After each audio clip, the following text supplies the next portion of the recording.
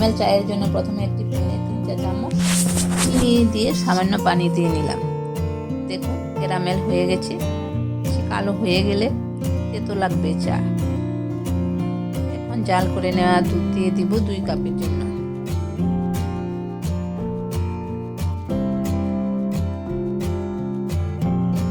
তারপর 2-4 চামচ চা পাতা দিয়ে দেব। 2 মিনিট জাল করে নিলেই হয়ে যাবে ক্যারামেল চা। চা হয়ে গেছে, কাপে ঢেলে নিলাম।